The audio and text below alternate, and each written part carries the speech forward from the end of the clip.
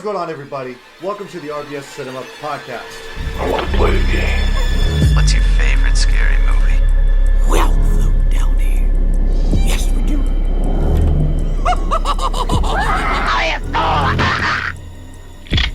Swallow this. Please, God. Here's God. Here's Johnny.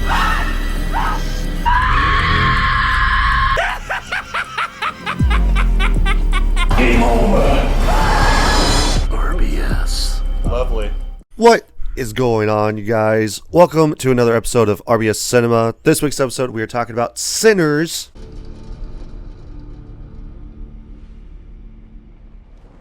Before we get into talking about Sinners, I'm your host, Devin. And as always, his co-host, Jack. I'm still Jack. And apparently I have something in my throat. This will be the third week of our October movie month, talking about scary movies, spooky, or just creepy movies. Yes.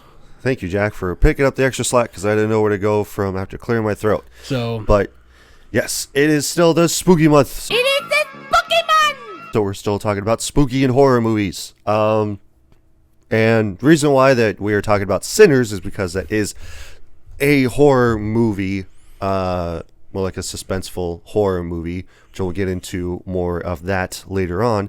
But I wanted to give Jack the idea to talk about Sinners. Well, it's funny because we had already seen this movie beforehand. Yes, because we saw it separately. I saw it in theaters. I think you saw it in theaters? I saw it on streaming. When Okay. It eventually came out on HBO Max / YouTube TV. Oh, okay. Something like that. But I really wanted to go see it in theaters because I saw the trailer for it when I was watching another movie, and it looks really good. Yeah. So this will actually be the second horror movie that we've watched that actually came out in 2025. Yeah, which is first kinda funny. Yeah, first one we watched that was of this year is Weapons, which you guys haven't seen that episode. Go check that out. That came out last week. So as the time of recording this week, but it was actually a really good time. Had a lot to talk about it, so it's a really good movie. So go check it out if you haven't. Which I also want to say for anybody that actually watches this show and does not want spoilers for these movies, watch the movie first and then you can watch us talk about it, because not that we dive like super detailed into the movies that we talk about, but I feel like that it would give people more engagement in that sense. So because I know that for me, what I usually do is that I usually watch the movies of podcasts that I like to listen to, which, speaking of, let's go ahead and get into our watch list, shall we? So have you been watching anything? Yes, I watched something recently. I watched something. Yeah, I remember I did watch something, but again, it's gonna be like how it was last week, where I remember watching some stuff only after the plot put me on the spot. But I know I definitely watched something besides Sinners this week. I just can't remember what it was for the life of me. Yeah, that's why I started like jotting them down. Yeah, so yeah. you can jot them down on your phone. I mean, I watched a documentary on the Michigan football program in 2023. Nice. On Netflix about sign stealing. Mm-hmm. So that's not necessarily a movie, but it's like it's right. something that I watched. Yeah, I feel like that when we talk about watch lists, it's like, oh, I watched this thing on YouTube, or watch this doc, which for me, I have been interested in watching that new Netflix doc that came out like months ago about the mom that was bullying her own daughter through text messaging. Okay. So that one seemed really interesting to me. I don't remember what it's called, but it seemed really interesting to talk about, or to watch and discuss. So probably not on the podcast because it's a episode like doc type thing series. Yeah. But I feel like it would be a pretty good time to watch it in talk about it at least. So, anything else? Because I know that last week you said that you watched what was it? Now I'm drawing a blank. You said that you watched 2 other movies. Yes, I did. And now I'm drawing like what those are. Off to a great start, by the way. Yeah. Talking about movies, I don't even remember what they were. Yeah. Well, I have mine. So you talk about yours first, and I'll try to like look back through my history to be able to figure out what the heck was going on. Okay. So first movie I have up on my list is The Craft.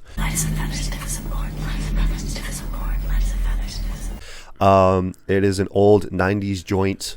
It's got the girl from Waterboy, who plays as Bobby's love interest. Oh yeah. Vicky Valancourt. Yeah, Vicky Valancourt. Yeah. So, it was a pretty okay movie. It's all about witchcraft and these girls that this girl moves to a new town in I think it's San Francisco, and she gets bullied because she's the new kid and everything. So like we got to pick on the new kid.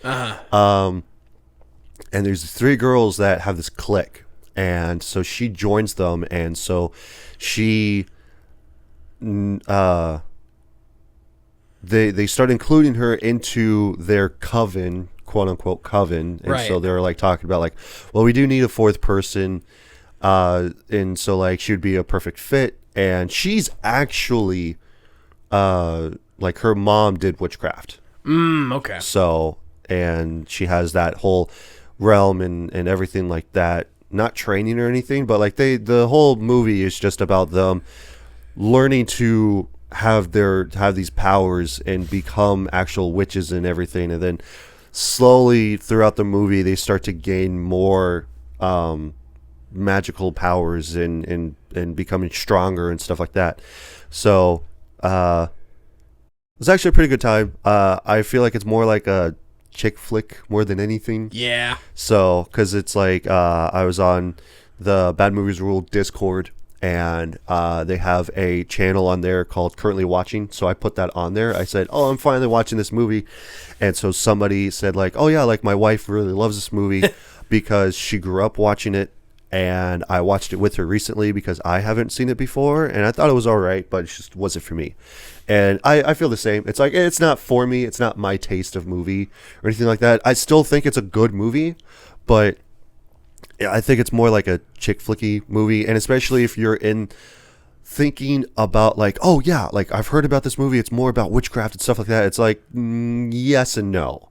It's not really focused on the witchcraft. It's more focused on them trying to get up to being actual witches and like, fucking with people and stuff like that.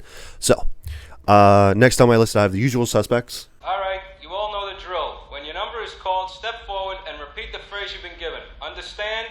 Haven't seen that before. Finally got to watching that. I think it's another 90s joint.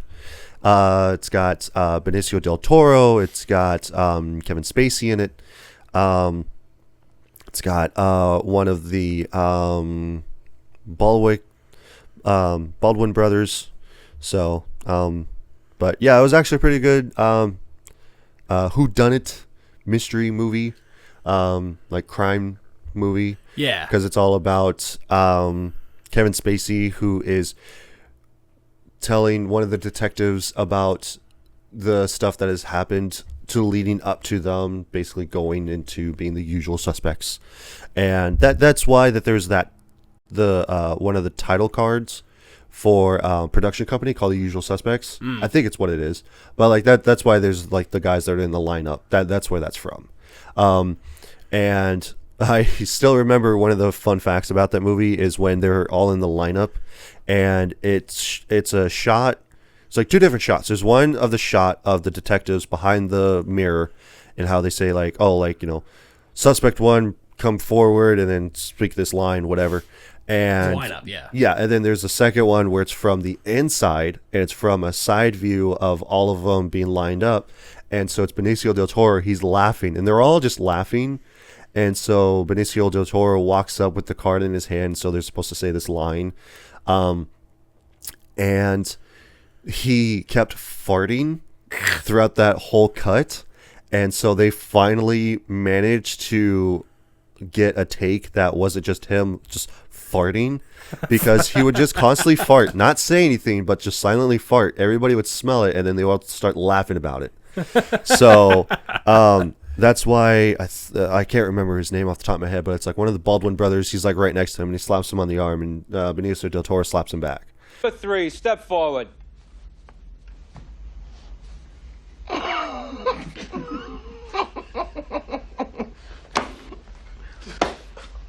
So that whole thing is like pretty funny, but I thought it was actually a pretty good movie. Too bad that got that scumbag in the movie. So Kevin Spacey. Yeah. So next on my list, I have Predator 2. You are one ugly mother.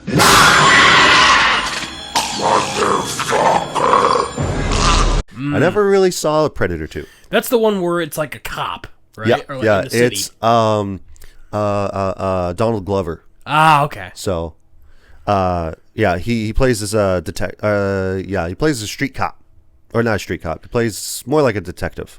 They're trying to find out who's killing all these gangs and stuff like that, because it's not one side of the gang, it's not this other side. It's something else completely different. It turns out it's the Predator. Yeah. And they're just trying to figure out what's going on. And I just found it to be really interesting that in the first movie, you literally have him in a jungle fighting against these Marines or Black Ops team. And then now you have him in the jungles of Los Angeles in the middle of this gang war in, like, I think it was like the late 80s. Yeah. That was going on. So that I thought was actually pretty interesting to watch and see. And then, like, at the end of it, he fights the main Predator in his spaceship.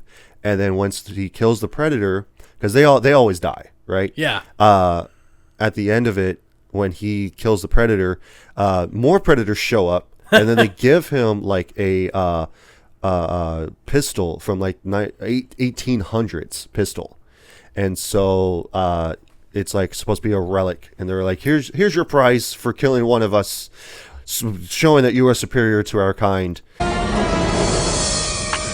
Take it.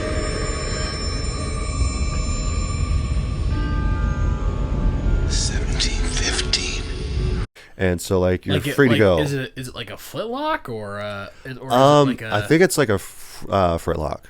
Oh, okay. It's not a blunderbuss or anything like that, or a musket. Yeah. So it's like a pistol that they had. So from like I think 1807, 1817 or something like that. Yeah. So, and because we are talking about Sinners, I decided to watch Ryan Coogler joints because he directed this movie, which we will get more into later. I watched Creed 1. Closing seconds of the fight. Conlon is down. That is the first time in his career he's been on the canvas. So I've heard good things about that yes, movie series. I have all three of them on digital, so you're more than welcome to watch them at your leisure. Really good. I forgot how good it actually was because I haven't seen it in years. But I thought it was really good. I think that the second one is probably better. Third one is up there for sure. Obviously, there's only three of them, so it's all like dependent on my ranking. I kind of have to watch them all to get my ranking. But yeah, I wanted to watch more Ryan Coogler movies, but I just, one, needed to edit the podcast. Two, I had family in town, so I couldn't really sit and watch all of them as I was editing and stuff. Yeah, which sucked. But it is what it is. Yeah, I watched Creed, thought it was really good. It's a really good boxing movie. One of the things that actually hit me, especially now in my life, was when Rocky is training Creed. Because he doesn't want to go by Creed. He wants to go by his mom's name, Johnson. Yeah. Because he doesn't want to live in his dad's shadow. And that's the whole thing about him fighting, is like he wants to make a name for himself, not be the legacy of his dad. Yeah. And so Rocky is telling him to shadowbox in the mirror, and he goes like well, like throw a punch. And so he throws a punch, and he goes like, what is he doing? He goes like, he's doing the same thing I am. Goes, exactly. That guy right there is standing in the way of you. Like, you have to get past him to get to you.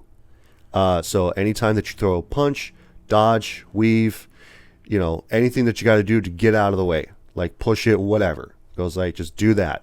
And he goes like, I'm going to leave you two alone. I'm going to go over here. I'm going to do my own thing. But that line specifically hit me a lot more because you don't really think about that, of going like, this person is getting in the way of getting to you. Or like basically you're in your own way of doing what you need to do and get done and whatever. You see this guy here staring back at you? Yeah. That's your toughest opponent. Every time you get into the ring, that's who you're going against. I believe that in boxing, and I do believe that in life. So that I think actually impacted me a lot more now in my life rather than before, when I was like in my early 20s, mid 20s or something like that when this movie came out and I watched it. So, but yeah, another movie that I watched was Bring Her Back. Yeah. Careful. Just take the fruit, Ollie. I watched this to listen to the There Are Too Many Movies podcast that I follow. So, because they were talking about it this week on their episode, and I have it. And so I wanted to watch it before I listened to them talk about it. And which is the reason why that I was saying earlier, if you guys don't want to be spoiled by the movies that we talk about, watch them first, especially if it's a newer movie like this or like Weapons. Definitely watch them first and then, watch the episode of us talking about it. That way that you guys are not spoiled. But speaking of, Bring Her Back was actually really good. It's an A24 horror movie. So that was really good. I would probably say it's up there in my top 5 list of 2025 movies, I'd say. So it's all about this brother, sister. Sister's adopted, and so she's blind, and their dad dies, and they go through the foster care system, and he's about ready to turn 18, and they go to live with this woman for a few months up until he's legally able to sign for guardianship over his sister so he can take care of her. And the woman that takes care of them, it's something sinister's afoot. And so there's another little boy that's there, is named Ollie, and we're having snippets certain times of this VHS tape that is happening of like demon possession or something. So it's really good. It's all about her just trying to get her daughter back. So, which is the whole thing of Bring Her Back. So really good. I would definitely say check it out. Like I said, it's definitely my top 5 list of movies of 2025 so far. Okay. So do you remember what you were watching? Yes, I do remember it. Okay. It took me a while, but like right after we stopped, we watched the last one, Weapons. Yeah. After we cut the recording, Devin and I were talking about like I was asking about Blair Witch Project, and I was asking Devin if it was worth my time to be able to watch it, and he said, it's okay. And that got me thinking about more movies that are like the whole like POV shaky cam. Yeah. So I got to thinking about like what was a movie that was like that I think I enjoyed watching. I told him that I watched Chronicle. Oh, you got a get? I got a get too. Yes, that's what it was. 2012 movie, also starring Michael B. Jordan. Yeah, another Michael B. Jordan joint. And the kid who played the Green Goblin in the the Amazing Spider-Man 2. The American Spider-Man. The Amazing Spider-Man 2, which was really bad. But Chronicle was really good because I remember watching it in theaters when it came out, and I didn't understand a lot of the themes, which I told Devin about. But it's got to be one of like it's a pretty underrated movie. Oh yeah. All things considered. Oh, that's what it was. Found footage film. Yeah, found footage. Yeah, that is the because it's all from the character's perspective as they're holding the camera, and that's all that there is. It's not like from different perspectives. It's just literally of what they are recording. Yeah, because the whole it's supposed to be the whole movie is being filmed on tape as right. or like a digital camera. Yeah, stuff. Yeah. So, very very ominous in that regards is like the after the events of the movie, of course, that's the result of what happened throughout the entire movie was just like, oh, we found this camera, so But movie about these three guys who, two of them are cousins, and the main character, is he's kind of a loser. He's come from a really bad situation. He doesn't make very many friends in school. He's kind of creepy, honestly. Yeah, an abusive dad, stuff like that. Yeah, they get together with this other guy who is campaigning to be student council president. Yeah, he's because Michael B. Jordan is, what was he? I think he was like the captain of the football team, but he wanted to be like school body president and stuff. Whatever, super popular kid. Yeah, the three of them come across this because they live in Seattle, right? Yeah. So in the woods of Seattle, they find this hole that they fall down to it, and it leads into this cavern, which has this weird glowing rock or something like that, probably like alien more than likely. Yeah. And they touch it, and then they black out, and then they wake up on the surface. Like a little bit later, and they have telekinesis now, basically. Yeah. And their powers are growing stronger, and they're connected to each other psychically, and it's just there's one quote in there that's like, the lion does not concern itself with the mouse. Yeah. And it's Andrew, who is the main character, who is like slowly coming to realize like how powerful he is. Yeah, it's kind of like an Akira situation. Yes. Where he's getting more stronger, and he's realizing, well, I don't have to listen to anybody because I have all of this great, immense power. Leave me alone!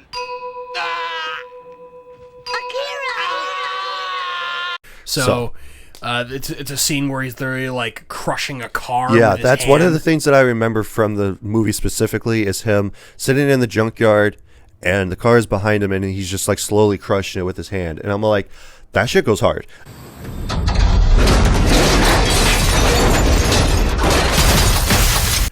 Yeah, it's really cool.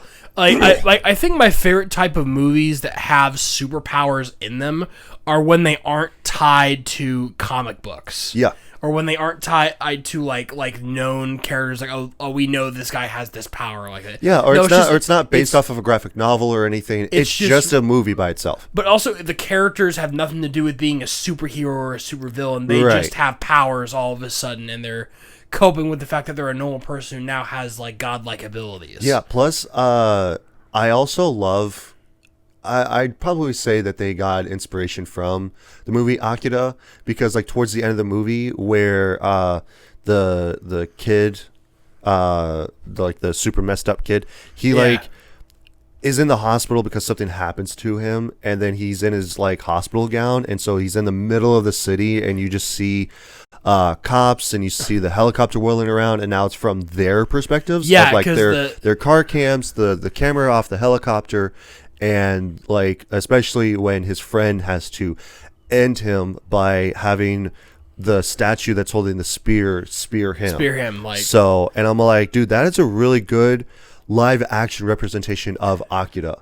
And so that too, and as well as like it's a very conscious directive decision. Okay, we're going to have in all of the shots in this film act like they're from the perspective of video cameras, right? And news broadcasts, and it's never going to be like a freestanding camera that is looking at the characters. There's always going to be a camera physically in the shot that's recording footage. There has to be something recording them at all times for us to get more information about them. For us to be able to make this have the subtext of this film be like, oh, this is all found footage that's been edited together. Right. So Chronicle, really good. I'd give it a buy, honestly. Nice. Yeah. Very, very underrated movie that like a lot of people I think have forgotten about. Oh yeah, this movie is definitely slept on because like ever since I was a kid and like watching Dragon Ball Z and stuff, I've always wanted the ability to fly.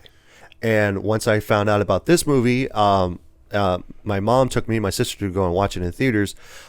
It just made me want to fly even more badly. Yeah. I was just like, dude, I would love just to be able just to like whoosh, just fly off and like Superman or Goku or whoever. So I just think that would be really awesome to do. But kind of have to get over my fear of heights. But it's not really the height that scares me. It's more about the fall. Right. So not being in control of it. So that's what scares me the most. And Anything else? Because I know that you had another movie, but I think that was the most important one. The other one I watched was The Blind Side. Oh, okay. Sports movie. Yeah. Good movie with Sandra Bullock in it. Yeah. Kind of dated now. It is. A bit, but and then also it was a good story when it came out. And also knowing now what we didn't know before is like that's not what specifically happened in the story.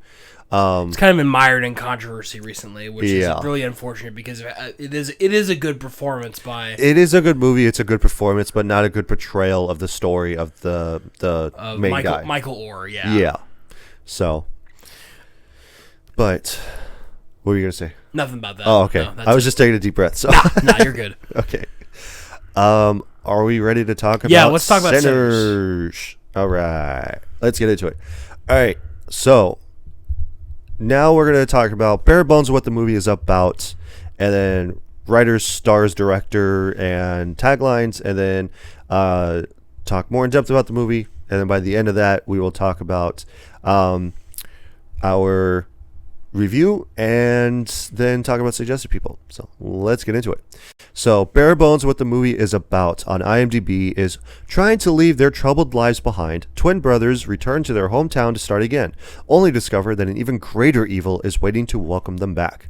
Also, I did not find any role reversals. So everybody that's in the movie is supposed to be in the movie. Okay. So, and for those of you that don't know what I'm talking about with role reversals, last episode I have been wanting to try to do role reversals.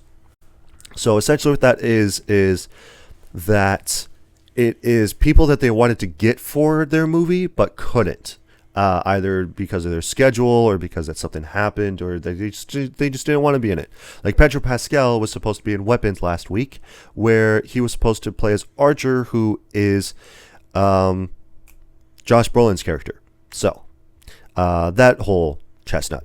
But we got writer and director Ryan Coogler. So nobody else was attached to this except for him for writing and directing. And then we got stars is Michael B. Jordan, who plays a Smoke and Stack, because they're both twins. Twins. Got Miles Catton, who plays a Sammy. And then his dad, Jedediah, is Saul Williams. Saul? Okay. Yeah. Got Andreen Ward Hammond, who plays as Ruthie, who plays, I think that's his love interest. No, that's his mom. Oh, is it his mom? Okay. Yeah, I believe these are in order of appearance. Possibly. You could be right about that. And then we got Jack O'Connell, who plays as Remick. Or not. No, okay, it's not. No. And then we got Tanae L. Jackson, who plays as Beatrice. And just going down the list. So let me see. Yeah, Yelena Hugh plays as Lisa Chow. Got Yao, who plays as Bo Chow, who's her husband. Sam Malone, who's Terry. No, Lisa's the daughter. Lisa's the daughter, Grace is the mother. Oh, yes, you were right. Yeah, here she is. Lee Yon Lee, who plays as Grace Chow. That's the mom and the wife. So we got Delroy Lindo, who plays as Delta Slim. Got Jamie Lawson, who is Perline. That's the love interest. Got Haley Steinfeld, who plays as Mary. And then I wanted to give a big shout out to Amar Benson Miller, plays as Cornbread. He, because we talked about Transformers. He was the cousin from Transformers. Where's Annie? Annie. Annie's not in this cast list. Not in the top cast, at least. That's weird. Yeah. This cast list is very disorganized. It is. That's why I'm like, okay, where's this person? Where's that person? I guess it came out in 2025. But... Yeah. Okay, here she is. Wunmi Mosaku is Annie. Which, she's from Loki, actually. Yes. She plays as one of the lieutenants or whoever. Of the TVA. And then she also comes back in Deadpool and Wolverine. Yes. So, yeah. But she was very good in this film. Yeah, I really liked all the actors and actresses in this movie. So, got a few taglines for you here. Dance with the Devil, which is actually pretty good because they actually say that in the movie. Yeah. Where it's, I believe it's, I can't remember specific. I think it's Stack, who's the one that turns. Yes. Where they're at the train yard and they're getting a bunch of people to come to their like juke joint. Yeah. And he goes like, "Oh, like join us with the Dance with the Devil like tonight," and blah blah. So another thing is we are all sinners. Yeah. And then last one is it's gonna be a real Dean, Rena Dean Dean. Ring a ding ding. Which he also says Yeah. in that scene. So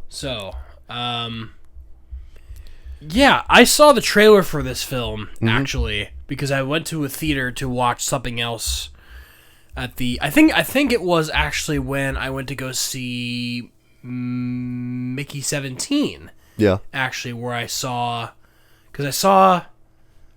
Maybe that was earlier, but like I remember seeing it and I thought it was really good. I thought it was an interesting premise.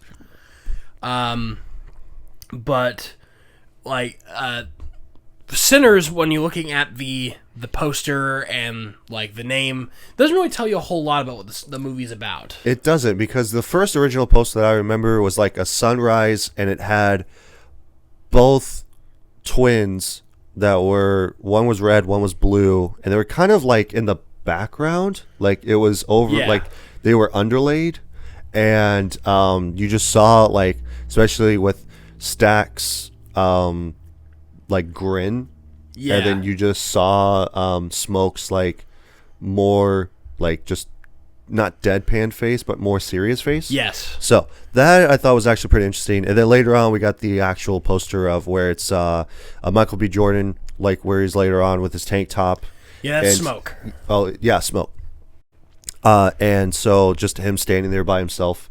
And then later on, as the movie was going to come out, it changed to all like the floating heads design. Where it's like all of the characters are mashed up on the center of the poster. So, which I don't really like the floating head thing. Like it was in Avengers, it was in this, it's literally everywhere. Like you can't literally escape it for the last few years of movies where it's just the floating heads thing. Where it's just literally all of the characters are just mashed together on the poster. But yeah. We have another movie where we start at the end. I think this is probably, the third movie we've done this? Yeah. Fourth movie? Because there was John Wick, there was Sonic that we did recently. Yeah. There's another one. It wasn't, Weapons didn't do this. No.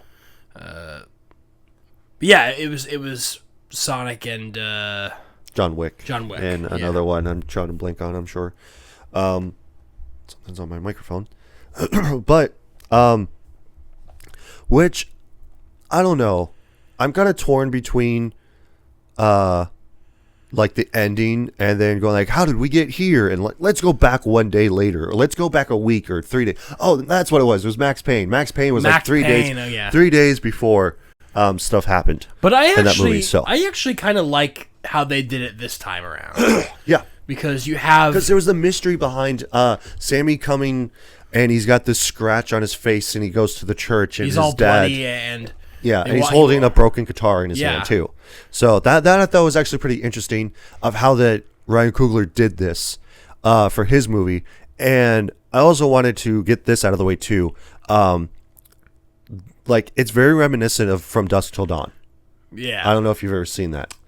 It's a Quentin Tarantino movie. It's got, of course, himself and George Clooney in it.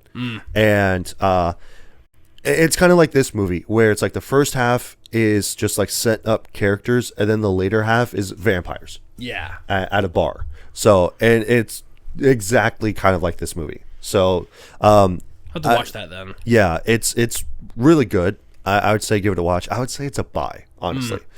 Before we even freaking talk about that on this podcast, it's already a buy. Okay, but yeah, and that's basically how this movie is set up too. Is like the first half of it is just character setup, them doing all this bunch of stuff, and then the later half is just like turned into a vampire movie. Yeah. So vampire horror movie and stuff. So, but one of the things that I do love about this movie, especially when I first saw the trailer, was the white guy talking about, you boys twins? And he goes like, no, we cousins.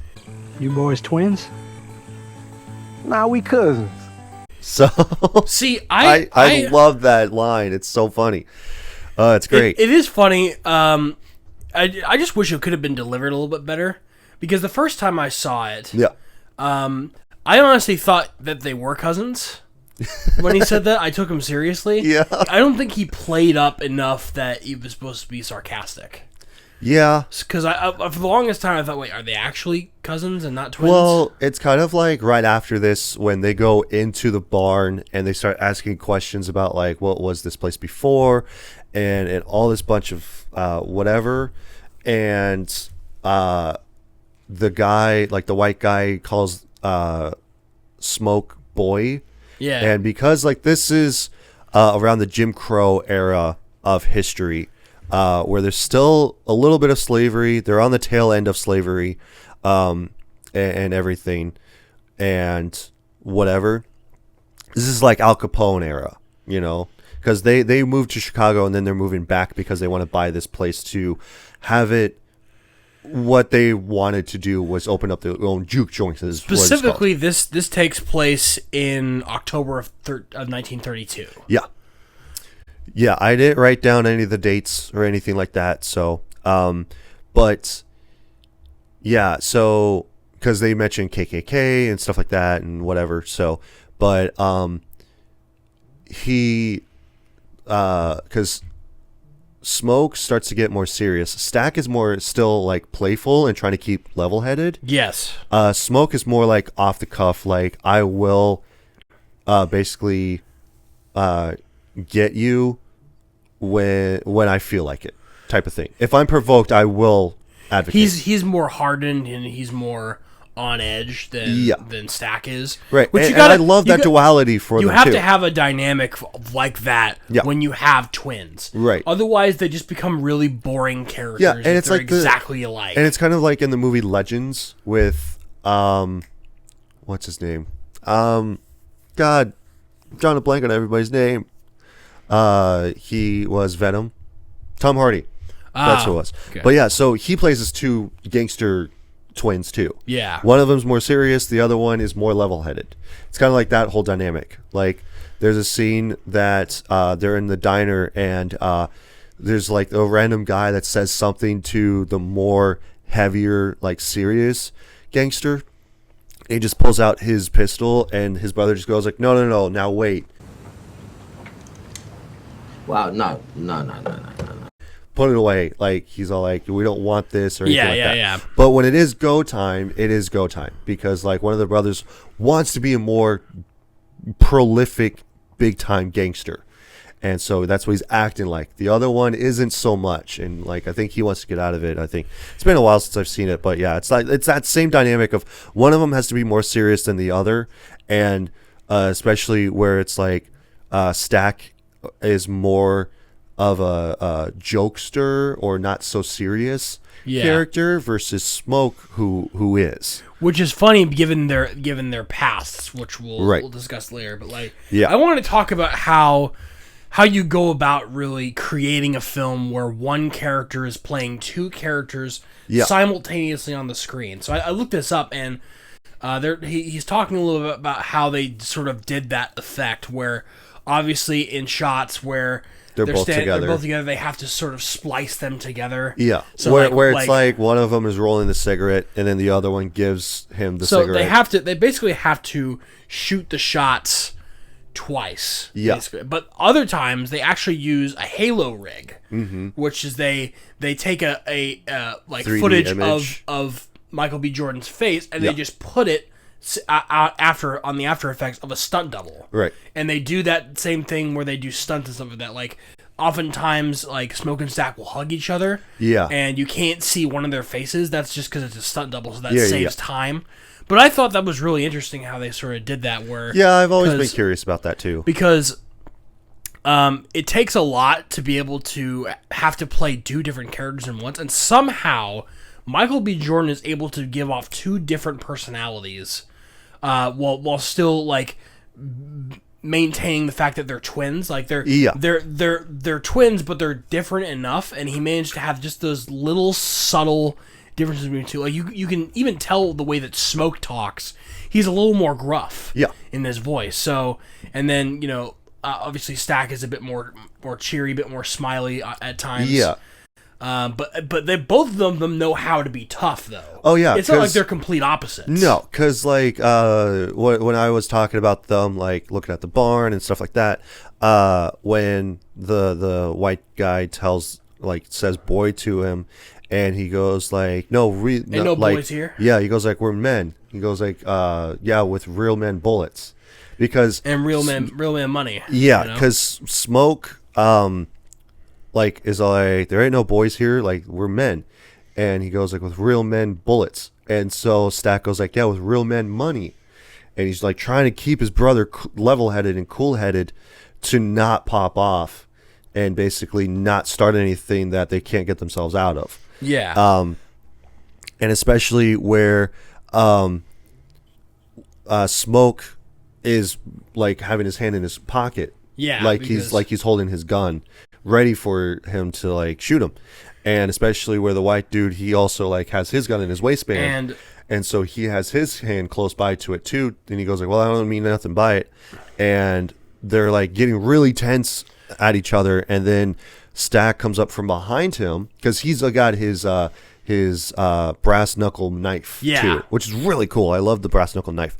But he's also got his knife, too, in case something does happen. But then he gives him the money ultimately, and so he goes like, "All right, cool. Well, I'll see you guys later or whatever." And it's like, "Well, let me. We're here to buy the mill, the equipment, and the land beds on." Yeah. And let me tell you something. It's the last deal we're going to be doing with you, and we don't want to see any of your clan buddies. Right. That's the reason why they're so on edge, because this guy is former Ku Klux Klan, because they're in the Deep South. Yeah. In 1932. I think it's Louisiana, right? No, Mississippi. Mississippi, that's what it is. So but it's in, I think they said it was Clarksdale. So yeah, I think so. It's hard to tell because Mississippi is a little bit of a let's like if I look this up real quick, but like they are so on edge because they made a deal with this guy. Yeah. And they never really know what's going on. And he's like, "Nah, Klan doesn't exist anymore. We're good." Yeah. And it's like, "Well, if we ever see you coming around here, we're gonna kill all of you if you ever show up." Goes like, you step foot in our property, like you're gonna get got. So Clarksdale, they say often, is in the middle of is in the Mississippi Delta. So it's like where the river starts to spread out near the bottom of where it is. Right. But yeah, so they leave and then they go to pick up their cousin Sammy. Yeah. Their little cousin Sammy. And what they're doing now is like the split up of where they are. Smoke goes to the town, and then Stack is going to go to the train yard to go and get a bunch of workers that want to take the night off and come and join them and give them money. To start their business. Yeah. They came from Chicago basically after dealing with Al Capone and gangsters and stuff. Because back after the Roaring '20s were over, so they're back home in their hometown to be able to set up a business. And then I especially love how later on we come to find out that with Haley Steinfeld is talking to Stack and how she goes like, well, you've got Irish beer and Italian wine. So you must have done something in Chicago. And you're playing both sides. Yeah, you're playing both sides. And now you don't know if they're going to be gunning after you. Yeah, because like that's what would happen is that the two sides that are against each other would team up to go after the people that wronged them. Because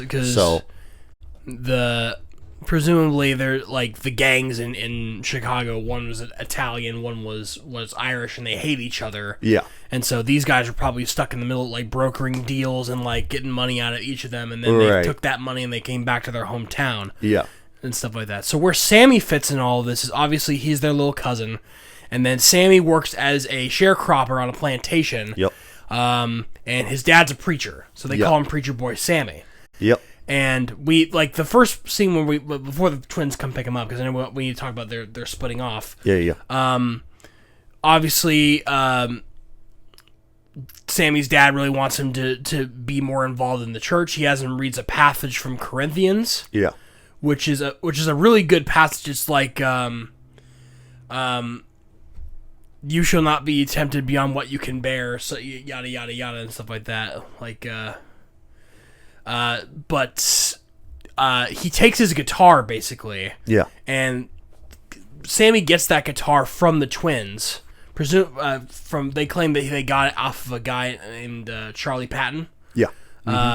They wanted a card game for him. So Sammy loves to play the blues. Yeah. But his dad does not like it, and we'll find out the reason for that later. But they come pick him up, and so Sammy obviously goes with Stack to go pick up some more people, and then... Yeah, I do like the truck scene because it's like they get to the truck, and Stack takes one bottle of the beer, and I think he takes two. He takes one for himself and then one for...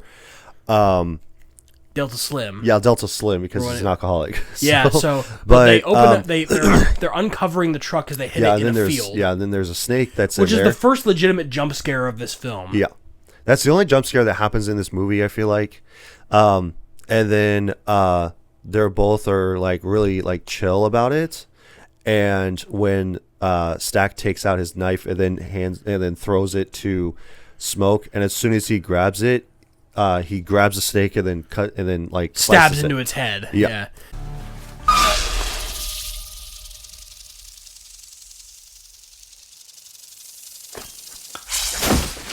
It's a rattlesnake too. Yeah. So they very obviously CGI snake too. Yeah. So, well, they kind of have to, but but like they kill the snake, which is kind of symbolic, I think, a little bit. Yeah, I feel that. There's probably some symbolism there. Yeah. For killing the snake, you know, right. The devil, like maybe like appears in the form of a snake sometimes, like a serpent. Right. Yeah. But yeah, they split up. And I forget who we get to see first. We see Smoke first because he goes. into Smoke. town, right? Yeah, Smoke goes into town first, and he talks to this little girl, and I do actually love their interaction because he wants her to watch his truck. And he goes like, all right, for every minute that I'm gone, I'm going to pay you 10 cents. And so she goes like, okay. And he goes like, no, that's not okay. And so he starts like having her get understanding to haggle. To get more money. Yeah. And he goes like, see, we're talking numbers now. So when, see, that's not going to be good enough for you. 10 cents isn't good. He goes like, argue me for a bigger number. And she goes like, okay, 50. Yeah, 50 cents. And he goes best like, I can do is 20. Yeah. And so she goes like, deal. So, and he goes like, do we have a deal? She goes like, yeah. So she doubled the original amount. So she made double the price that he was asking for. So, which I love that interaction because it's all like, you know, you kind of have to negotiate for numbers to get more out of what you want, for less cost or even higher cost of what you are willing to. And even to before he even asked her, hey, you know about the Smokestack twins? Yeah. And she goes like, yeah. And so she's all like backing away. And he goes like, no, like we're good. Yeah. So I need you. I got a job for you. Yeah. You know? So, but yeah, and then and he goes like, you know, see anybody eyeing this truck more than lean on this horn, you know? Yeah, lean on the horn, and I'll come out. And so he talks to the Chow family. Yeah, and because the Chow family owns 2 general stores in town. Yeah, and they're both across from each other too. Yeah. So, which I think is actually pretty cool because they one of them watches one and then the other. So, and like especially where the daughter is watching the counter while the dad's in the back doing stuff. So, but yeah, he comes in and he wants all this bunch of stuff, like food, a sign, and drinks and stuff like that for their juke joint for that night. Yeah. So, and like they're trying to wrangle a lot of food and stuff like that. So yeah, and then we have somebody that they knew trying to rob the truck. Yeah, and he shoots him in the ass. And I had this written down. He goes like, Terry, like how you been? He goes like, was doing good before he shot me in the ass. Terry, boy, how you been? I was doing better before you shot me in the ass. Well, What's also interesting is that this guy turns around and we can see that he's got one of his eyes shot out, or like he's got like a glass eye or something. He's got his eye scar, which right. again is probably maybe a reference or an indication that maybe he's not the first time that he's running to Smoke and Stack. Right. Because especially where one of the guys tries to run away and he goes like, "Where are you going?" Because like, I bet you that bullet will beat you there before you do. That's a great line. It is a great line. He stops him from robbing, and then he's like, "Where are you going?" And he's like, "This is my truck." I was like, I told him this is your truck. And he's like, "No, I swear I didn't know." And then he aims over and shoots the guy behind him in the kneecap. Yeah. He's like, "We don't need anybody saying that they almost robbed the Smokestack twins." Yeah, which I think is actually pretty cool that they're called the Smokestack twins, because one of them is just called Smoke, the other one's Stack. Because that's just their nicknames. Yeah, we'll that's find just out their later nicknames. that's not their actual names. But like, I love that after he shoots him, he's like, "Come on, man, we gotta get out of here. Help me up, I can't get up." Yeah, because I can't even walk. He kneecaps him. Yeah, basically. Right. And then we got Stack, who goes to the train yard, and that's when we are introduced to Delta Slim. And so he's a harmonica blues player, and so he's like peddling for cash and stuff, so that way he can drink it.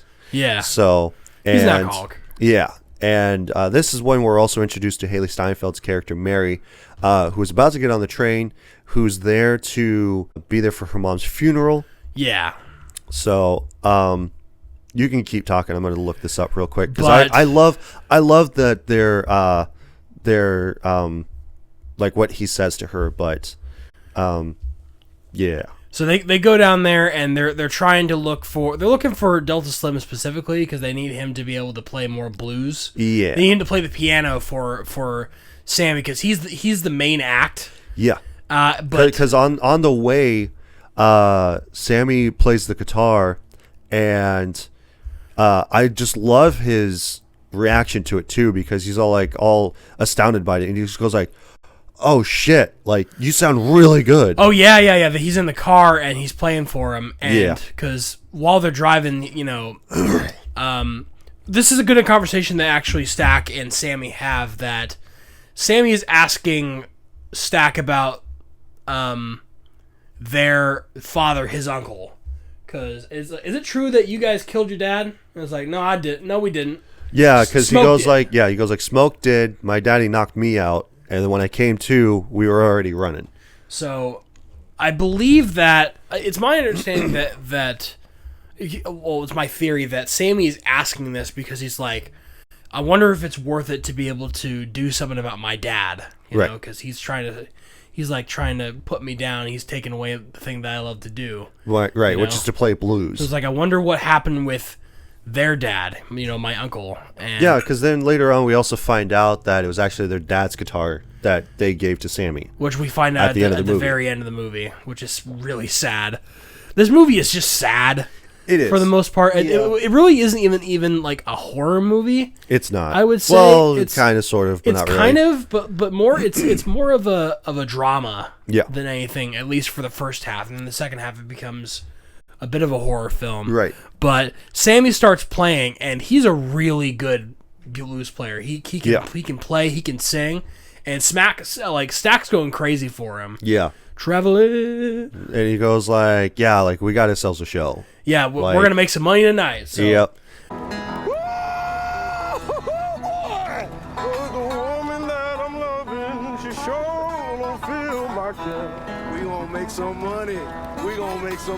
But yeah, so like here's the quote that I have up. So Mary says that, that she waited for him. Yeah. And he goes like, "Shit, I don't know how the hell you going to do that." And so she just goes like, "Well, because you told me that you loved me."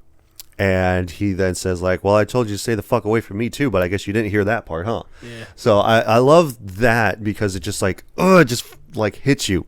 You know I waited for you. Shit, well, I don't know how in the hell you gonna do that. Because you told me you loved me. Yeah, well, I told you to stay the fuck away from me too, but I guess you didn't hear that part, huh? I heard you. But then she also says like, "Yeah, I heard you. I heard you loud and clear, but then you stuck your tongue in my coos," which is basically her vagina.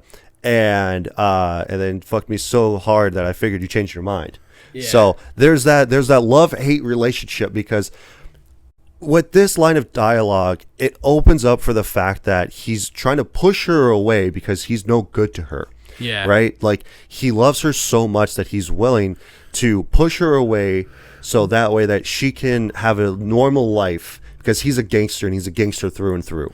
And he doesn't want that life for her to be in trouble or anything like that, like he is. So he'd rather push her away than to stay with her and have her be in danger and have a normal life. Especially with the line of dialogue that they have about her having a husband who's white, who's going to start a white family, and he's black, and she doesn't want that, and he doesn't want that scrutiny for her of being like in a relationship with the black man, because like blacks are lesser in this time period and stuff like that.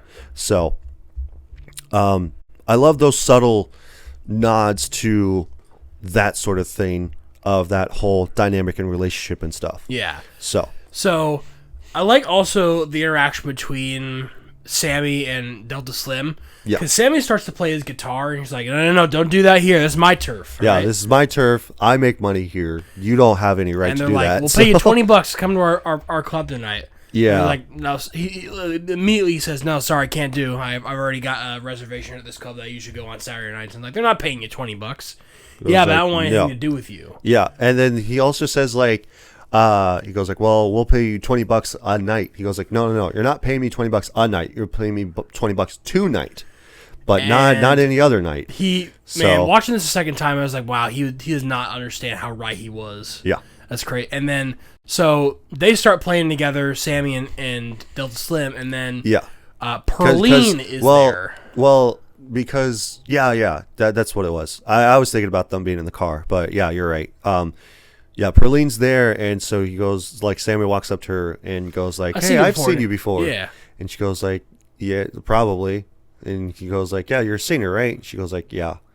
Like, you gonna come tonight? I was like, yeah, because he asks her if she's married, and she goes like, "Yeah," and he goes like, "Happily."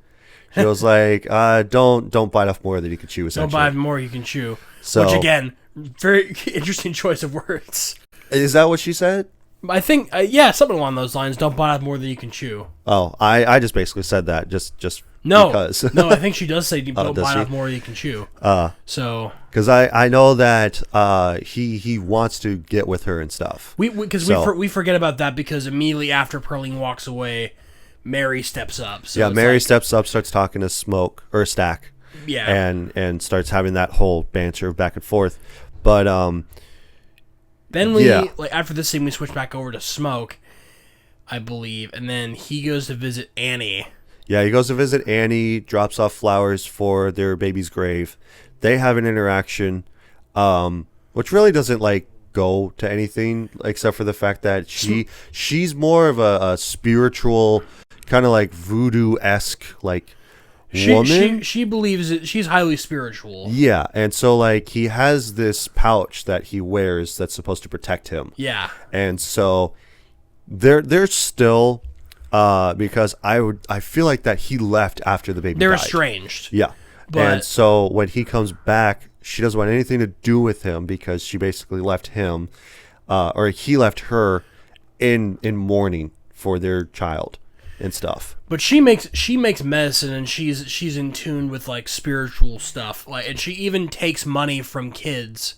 That's basically monopoly money. It's like plantation money. Yeah. It's and even Smoke says you're not taking this. Let me give you some actual money. She's like, I'll trade you. I don't need that blood money. Yeah. Because presumably Smoke's daughter, they had a kid together. Yes.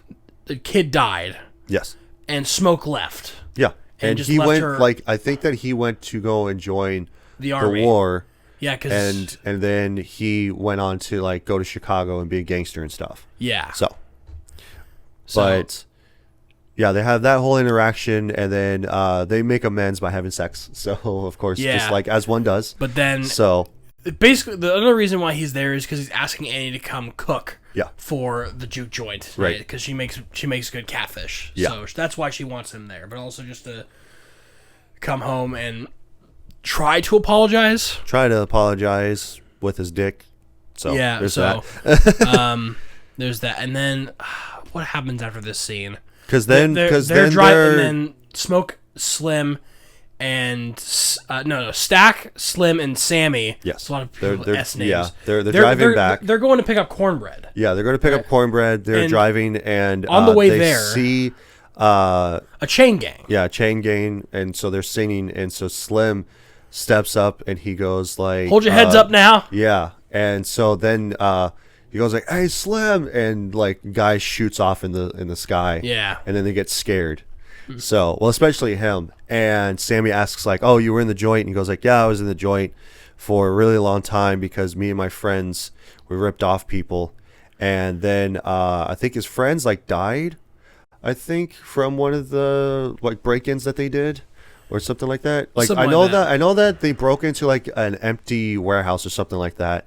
And so I think it was the cops that found them in there by themselves. Nobody was around, and so they were afraid that they were going to get shot and killed like right then and there. But they ended up going to jail, which was better for them. But and so he starts humming and stuff because he starts getting emotional and he doesn't want that. Yeah. So he doesn't want to sit there in the car and cry and everything. So so Stack tells Sammy to play a tune. Yeah. So because he starts humming, and so he's just like, all right. So they start playing and everything, and so then we have, and then they go to Cornbread, and he goes like starts asking him like, hey, you want to make some real money? And he goes like, no, I already got a job. And he just goes like, really? Because I bet the amount of money that I'm going to give you, I bet that your wife will let you fuck her. Yeah, that's... And then he goes like, dude, don't talk about my wife like that.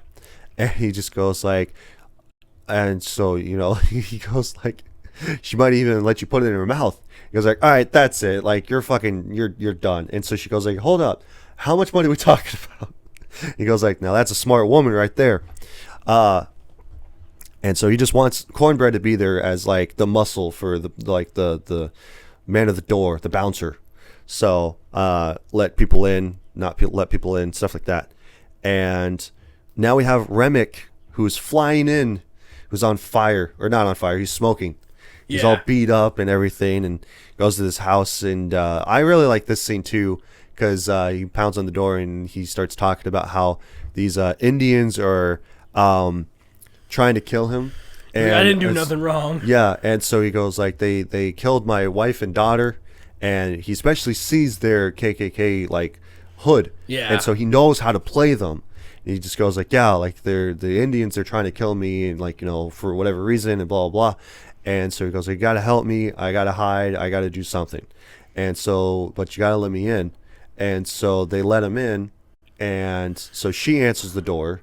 And so they're talking to her about like that there's a man that's on the run.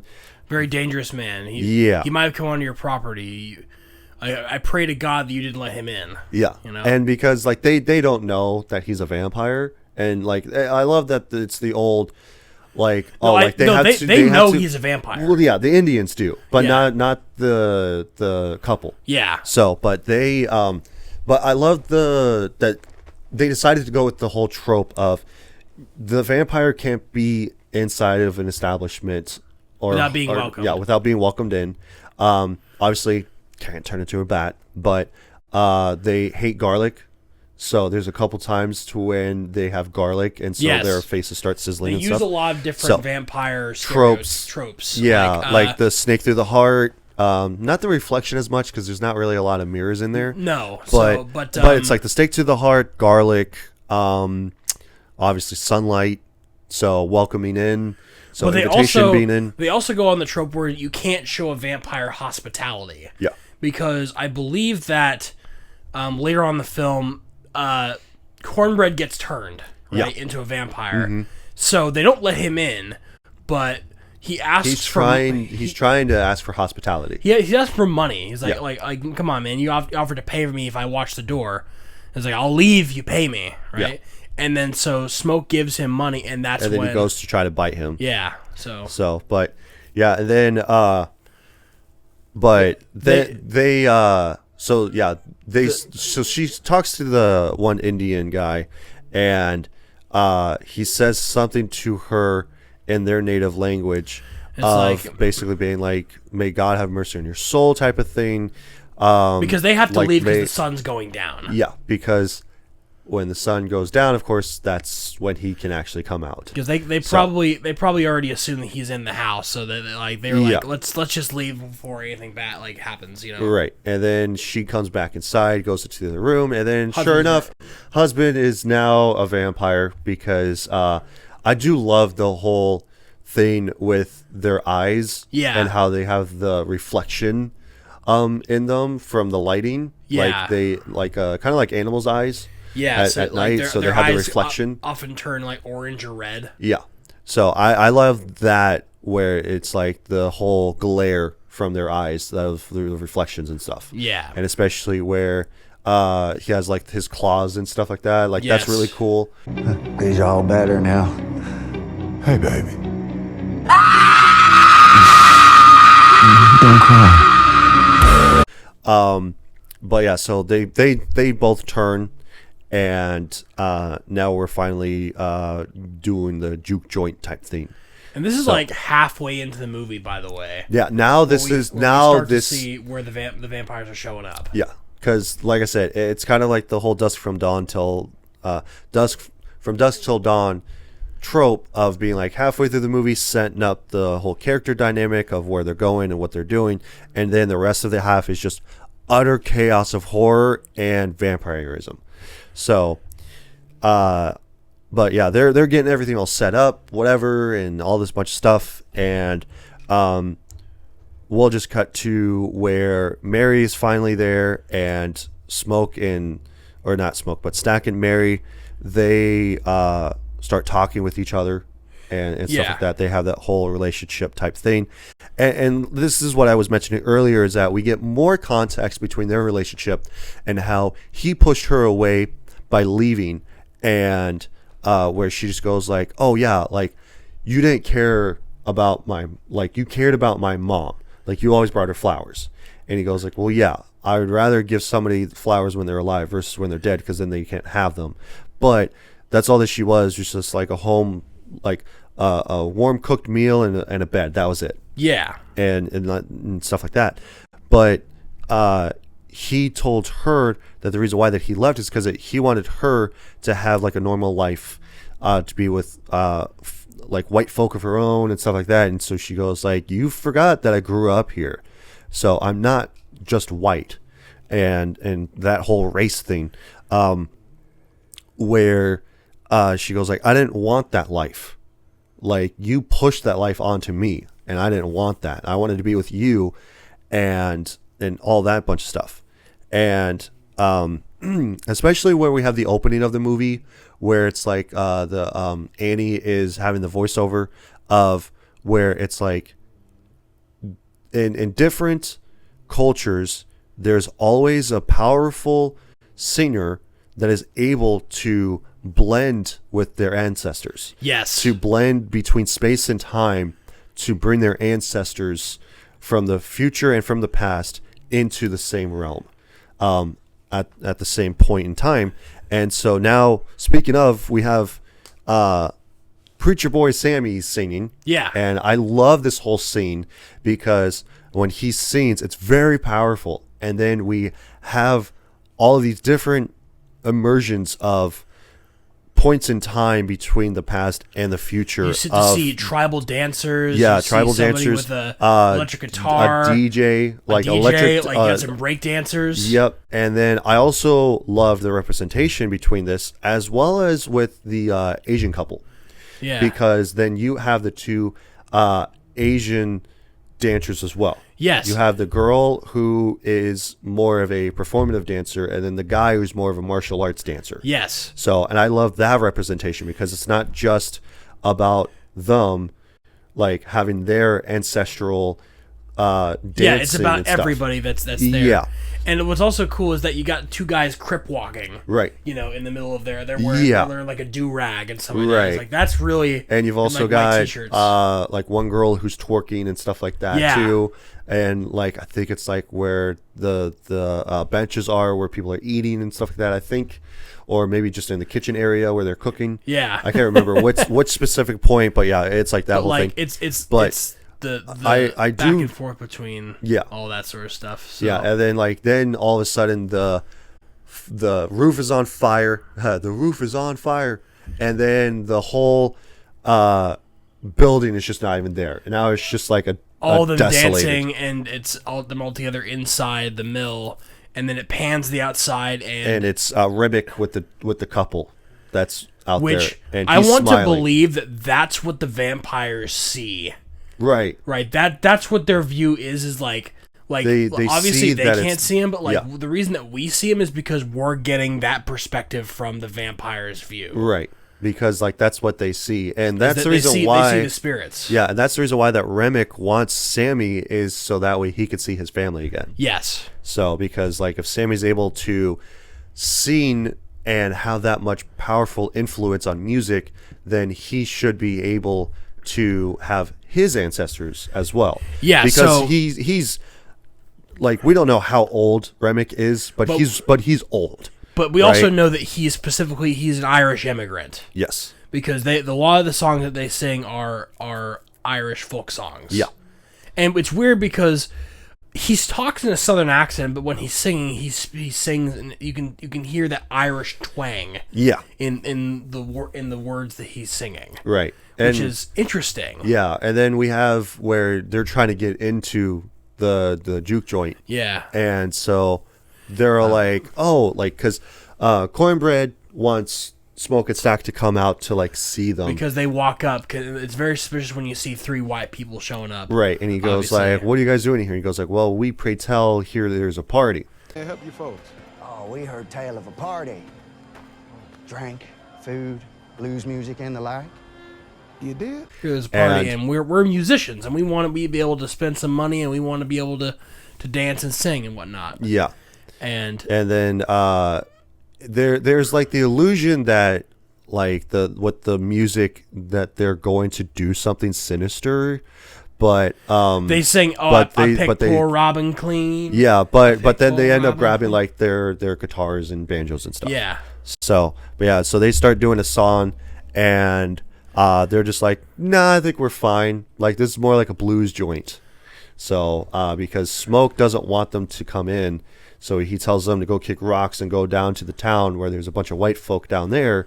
You got plenty of bars and stuff. Yeah. And so Remick is offended by this because with vampires you're all just one collective people. Right. There's no race. There's no politics. There's no religion. It's just all one people. It's freedom from persecution. Yeah.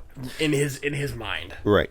And so which is actually kind of makes sense for him because it's. Yeah, you could say, why that doesn't make any sense? He's white, right? But he's not just white. He's Irish. Yeah, he's Irish in 1930s America, which I won't say is almost as bad as being black, because nothing can be as bad.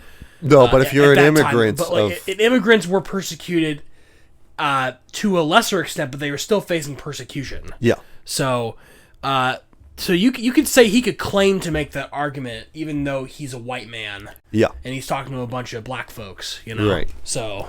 Yeah, because they're okay, well, we're going to walk away all slow, so just in case you guys change your mind. And they don't walk away. They just hang out. Yeah, they just hang out off to the side of the road. And especially where it's and this is what we mentioned earlier, was Haley Steinfeld is talking to Stack about how they ripped off the Irish and the Italians to get their beer and wine, and that they're going after them if they wise up and stuff. And so she asks him about the fact that well, why don't I go talk to them and check them out and stuff? Because this is before that happens though. Smoke and Stack have a conversation. Because at some point during earlier in the night, somebody goes to pay for a beer and it's 50 cents, and they don't give him the full amount of 50 cents. It's I got some money here that the plantation gave me. Yeah. And then because some of them work at a plantation, some of them most don't. Of them do. Yeah. So Smoke wants to say no, you can't buy, you don't have enough money, but Stack says no, I'll take that. Here you go. Yeah. So it's two different business philosophies because they're trying to run a business. Yeah. So Smoke is like, I can't take this money. It's worth nothing to us. And it's like, plus there's also that same argument of being that, well, if he gets a pass, everybody else gets a pass, and then we don't have this money anymore. Right. But it's also the same thing of going like, well, what's to stop them from the next time that they come, that they're just going to be able to pay with their plantation money and not actual real money. And that's Smoke's argument. Well, Stack's argument is like, well, we need to let them have a place where they can feel welcome, like they can welcome them. They can take a break from their long work in the fields. Yeah. You know, they need to be able to feel like they can come here and have a little bit of community. So it's fine if we sacrifice a little bit of money. Right. But as it turns out, it's not fine because Smoke explains, okay, you want to see this? Most of the money that we're getting is that worthless plantation money. Right. And they say that like we will be out of business in like 8 months. I think it was like 2 months. Or 2 months, I should say. So like it's not sustainable. Right. So, and that's when Stack has the conversation with Mary. He's like, well, why don't I go out and talk to them? They got money, right? Yeah. We need money. I'll go talk to them just to make sure everything's okay. Plus, they could also invite more people, and like they could make more money and stuff like that. If you guys care about making money, then maybe we should just hear them out, So she goes out by herself. Cornbread lets her out. But he gives her a gun too. Yeah. Slips it into her thigh waistband. Yeah. So she goes out there to talk to them at this point.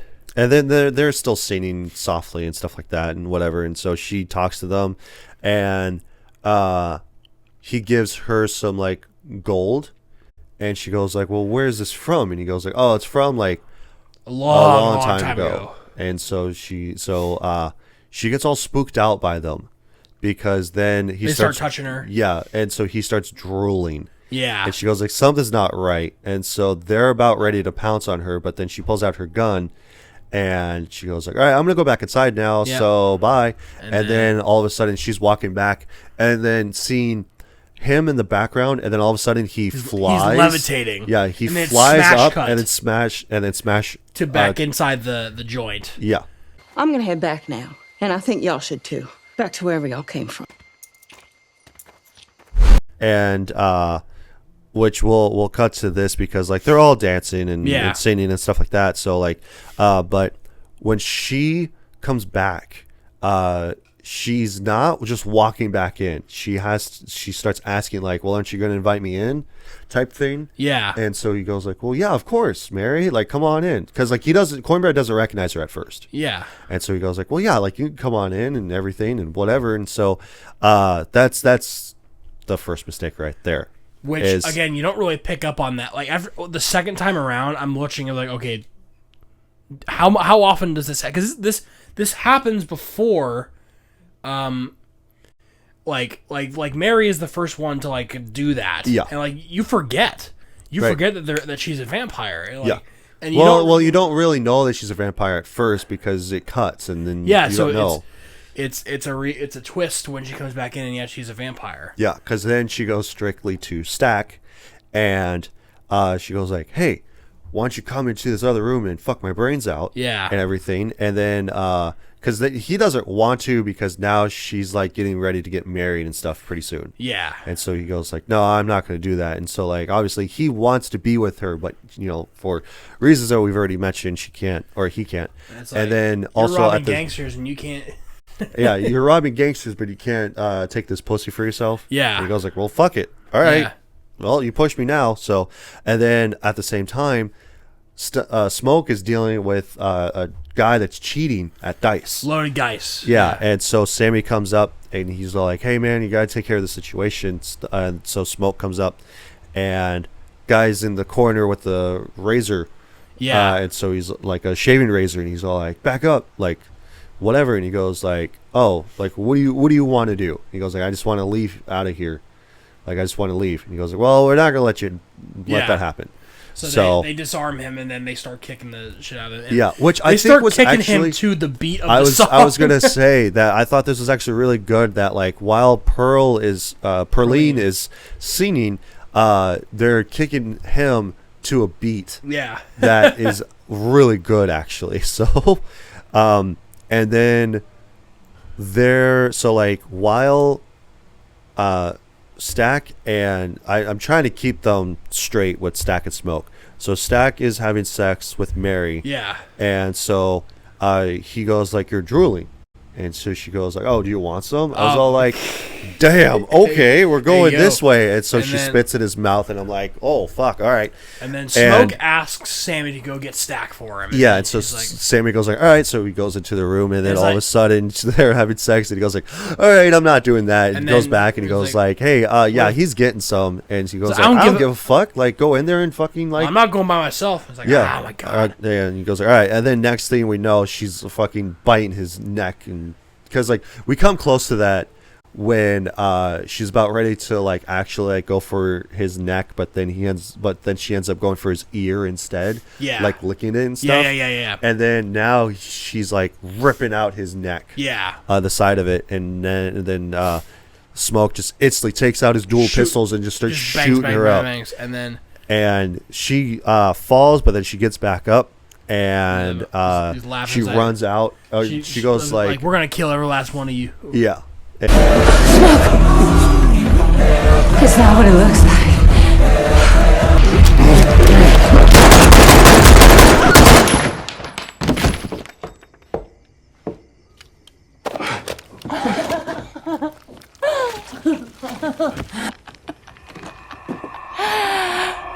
We're gonna kill every last one of you. And so I'm like, that's actually a really good like shot of her with her having blood all over her face, as well as like her razor sharp teeth and her reflective eyes. I'm like, oh, it's so good. First she says like, "Oh, it's not what it looks like," and then Smoke shoots her. Right. And then she stands up laughing. And it's right. Like, that's a really like, again, that's power move. Vampire. Yeah. And so she runs out, and so she goes like, "Oh, well, we'll be back for you." Like whatever. So, but also, Cornbread leaves. Oh yeah, No. Cornbread goes to take a piss and asks Delta Slim to watch the door for him. Yeah, and then he hears whispers of somebody there, and he goes like, "Oh, is anybody there?" And like nothing. Yeah. And then he comes back, but yeah. Annie and Sammy come in. Well, Sammy and Smoke are already in the room. Yeah. Slim and Annie come in the room and then block it off. It's like, don't let anybody in here because Smoke is holding on to Stack because he's dying, basically. Right. And so they leave, and then they lock the door, and Cornbread comes back. Like Slim tells everybody to leave. They say everybody home. By the way, bad idea. Right. Because then they all get turned. Yeah. So, but then Cornbread finally comes back, and he goes like, "Well, aren't you going to let me in?" And they're like, "Well, you've been walking in here all day." And it's like, "You're a big, strong man. How come you can't just walk in here?" Because Annie is Annie knows that something's up. Kind of onto it. Like she thinks that it's a haint. Yeah. Like because she saw Smoke shoot Mary. Yeah, and she got up like nothing happened. She got up like nothing happened. So, like there might be a haint or something right now. Right. Because obviously she's on a lot of like spiritual stuff. Yeah. But then she starts to piece together like, wait a minute, why is Cornbread asking if he can come inside or not? Right. When he's been in here several times. Yeah. So he keeps trying to like make his case, or like, come on, man, I'm just trying to be hospitality. We're all peoples, you know? Yeah, I have this written down, too, because I loved this. We're all friends. When he said, he goes like, "We're out here playing games, telling ghost stories in place of doing what we out to do." And then Slim goes like, "And what's that?" He goes like, "Being kind to one another and being polite and all." Like, yeah, come on, let me in. Now we out here playing games, telling ghost stories in place of doing what we ought to do. And what is it we supposed to be doing? Being kind to one another. And being polite. Now, we is one people, and we shouldn't go in barging into other folks' places uninvited, so... Yeah, and then they're like, and Smoke just goes like, nah. And I'm not letting you inside. Smoke plainly just says like, Stack's dead, man. Yeah. And where the fuck were you? Right. I was taking a piss, you know? Like especially when he comes back, he said like Slim asks him like where he was, and he goes like he said something about like he helped somebody find a dog or something like that. No, he was making a euphemism. Yeah. About taking a piss. Yeah. Well, then he said that he needed to take a shit because of Annie's cooking. Yeah. So he's trying to play off like his normal personality, but he's trying to like let them come in. Yeah. And like he was like, But man, Stack was my ride home, man. Right. I'm supposed he to goes walk like, I'm back. supposed to and I'm walk. like, He goes like, that's not my problem. Yeah. So he like, goes like, fine, all at least right, give me my well, money. yeah. He goes like, give me my money, and like- then like, you're gonna ask for money after the shit job you did and make sure Right. that nobody like gets in or out. right. And so Smoke just says, "Fuck it, I'm just gonna pay him." Yeah, and then he grabs him by the arm, almost bites him, and then And he Smoke ends shoots up him. like shoots him at the same time, like in his cheek. Yeah. And like now half his fucking jaw is blown off. Yeah.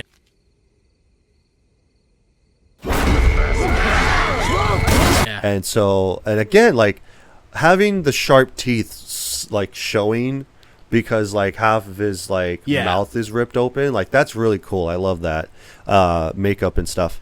And he comes back inside, and this is really funny that Slim goes like, "Y'all smell that?" And they're like, "No, I don't smell anything." He goes like, "I think I just shat myself."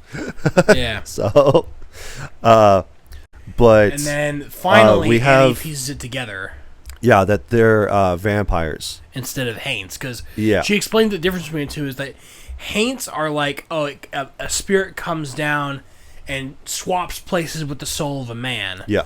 Whereas a vampire, the soul is trapped in the body. And it can't be released, and they never get to see the sun again. Yeah. And so they're all gearing up to get all this stuff situated and everything. Because also, what was it? What's his name? Bo goes out to go and start the car, so that way Grace, him and Grace can leave because they both know that Stack's dead, so they gotta go back and take care of Lisa, their daughter. Yeah, who's in town? Yeah, who's in the town? Store. Yeah, and so she. Like Grace starts freaking out because she goes like, "No, Bo's out there. Like I have to go get him." Go get him. Is I know and you don't. so it's like, no, he's turned, and stuff.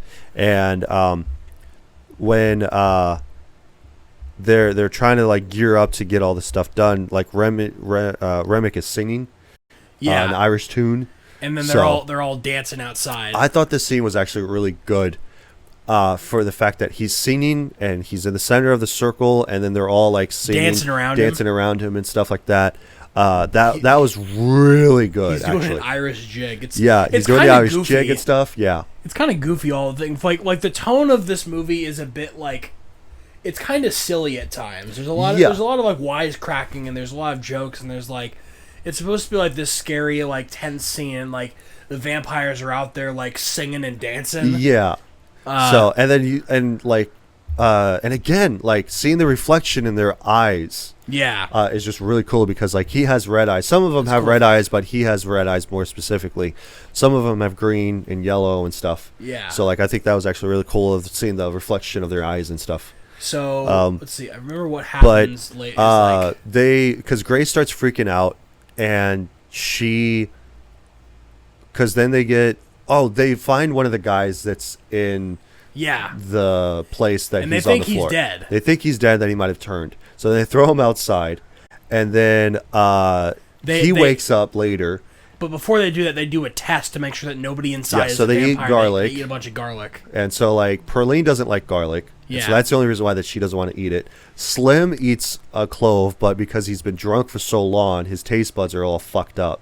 So now it's a lot more powerful and so stuff. It makes it look like he's turning. Like, So they're like, "Don't shoot me." Yeah. He just goes like, "I'm fine."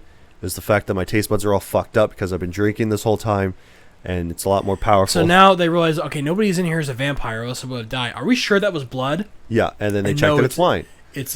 And so he's like pounding the door, and he goes like, "Hey man, like I know that I paid my tab. Let me in." And so then there's some weird shit going on here, Smoke. Yeah, and like then they go to open the door, and Cornbread just like tackles him. Yeah. And then while he's like chewing on his face, Bo walks up. Yeah, Bo walks up and he goes like, "All right, like I got the car all warmed up, like let's get going." And so he's unfazed by what's happening to the side, which is a clear and so sign she that goes everyone like, knows that he's been turned. Yeah, and so what's that? Cornbread? Oh, he's just a little hungry. Yeah, he's just a little hungry, and so he's like, "Come on, let's go home."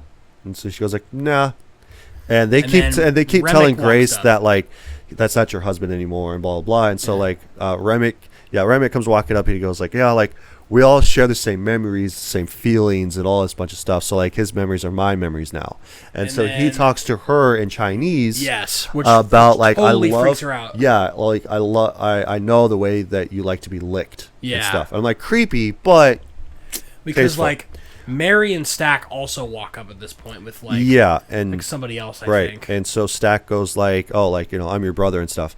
Oh, we never talked about the fact that Stack wakes up in the room and he wants let out. Oh yeah.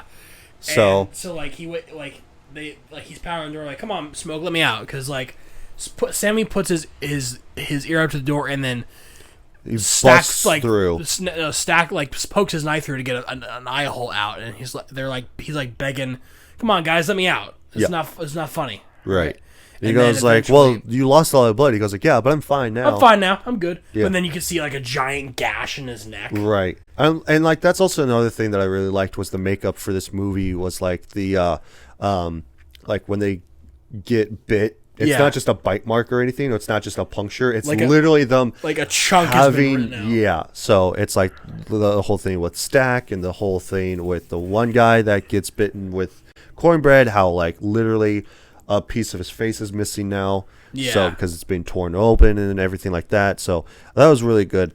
But no, Smoke busts out of the room and then he runs outside. Yeah, he runs outside, and then like that's why he's with them and stuff. Yeah. But because he runs out because Annie throws water in his face. Yeah, water, which turns out to be garlic. It's garlic water. Yeah, it's pickled garlic, and so he runs out, and that's when we start getting the realizes garlic that they're vampires. Yeah, my bad. So and then they start eating the cloves of garlic and stuff, but yeah, and so they shut the door, and then Grace starts setting up for because Annie tells them like, okay, well, we need wood to make wooden stakes. Guns are ineffective to them, so we need silver.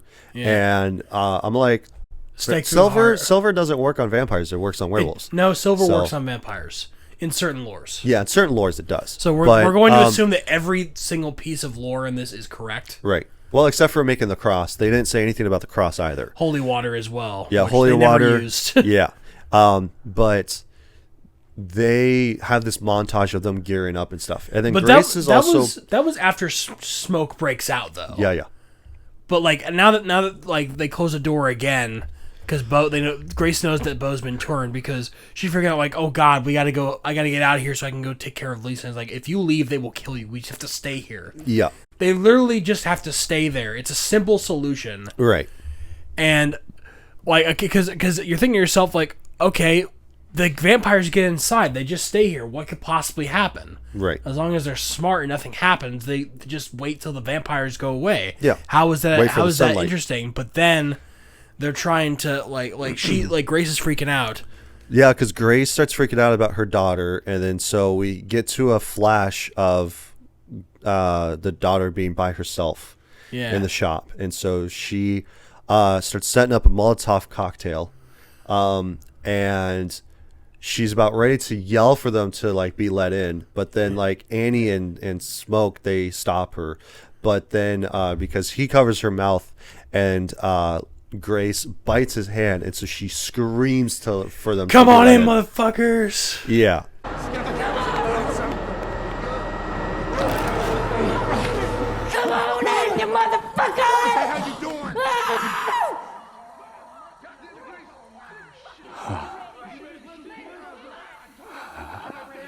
And then they all look. They're approaching the barn singing "I Pick Poor Robin Clean." Yeah, and then so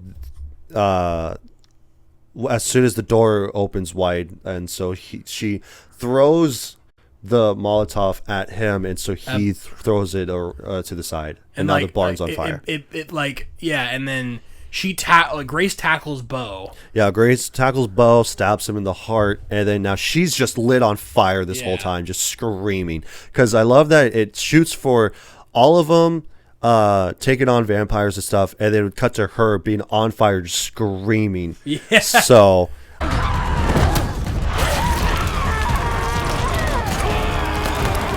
And at least their daughter is safe. And this is where shit starts to get fucked up, obviously. Yeah. Again, all they had to do was just stay inside ignore the singing. Right. But like Grace let it get to her. Yeah. So now they gotta like bust ass and like be able to like kill all these vampires. Because they noticed that guns don't kill them, but it does slow them down. Yeah. So some of them have guns. Like Sammy has a rifle. They are stabbing things. Yeah. And before the fight even starts, Annie talks to Smoke and says like, "Look, listen, if I turn, you got to promise to kill me. I don't want to come back as one of them." Right. And then I'll be waiting for you. Yeah, is the other thing. But yeah, basically this whole scene is just everybody just fighting vampires and stuff and whatever. They don't really have a breath of fighting because like they managed to go upstairs. Slim sacrifices himself to be bait. They each turn one by one.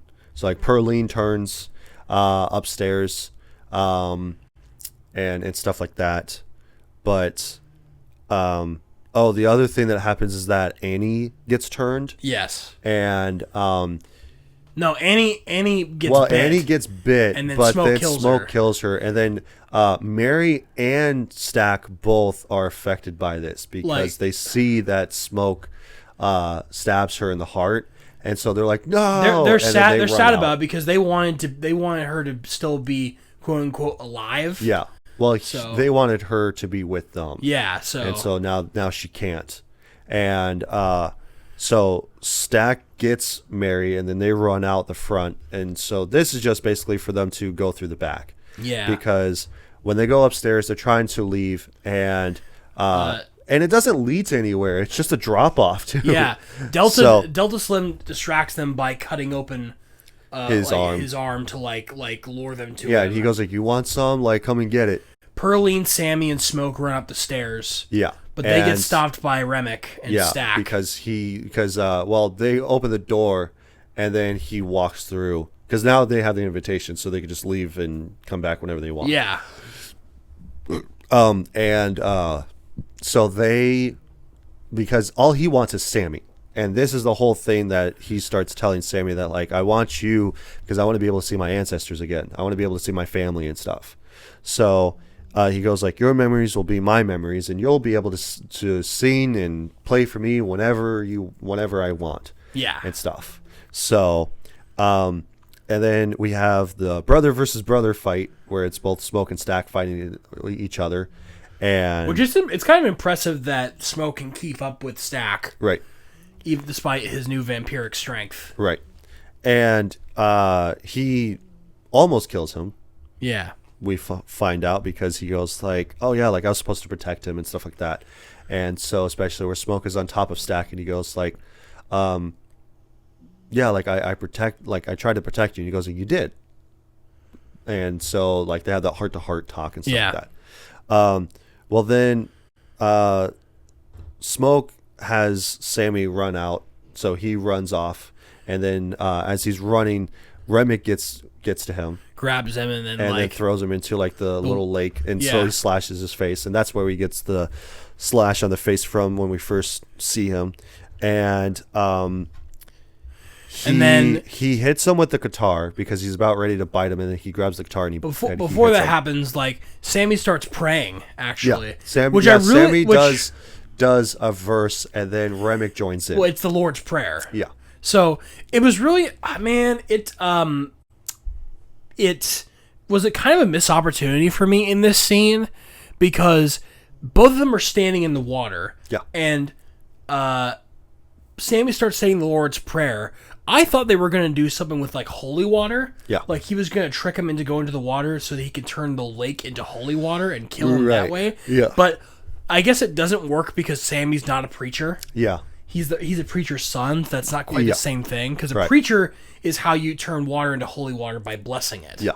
So I really thought they were going to do something with it since they mentioned holy water is something that works against vampires. But they don't do that, which I mean is kind of a small disappointment to me. But like, but if they made up for it by hitting him in the head with a guitar, and then part of the guitar is silver, so it just gets embedded in his head. Yeah, and again, I really love the grotesque look that he has. The after transformation this. he just keeps transforms into a demon. He just keeps transforming. Like this long is not my final claws, form. His cheeks like melt away. All you get to see is his teeth and like his dark sullen eyes and his red skin. I just like this is really cool. Yeah. And it's still sort of muffled by the dark lighting too, so you need to see all of it. Right, and also the fact when that happens, they all feel the pain too. Yes. So they all like break down in pain.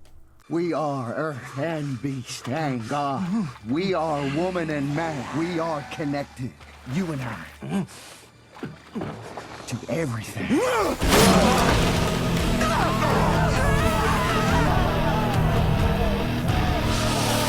And stuff because they feel what he feels essentially because he's supposed to be like their ward, right? I think that's the word. He's like patient zero basically. Yeah. He's the what's the phrase for like the head vampire?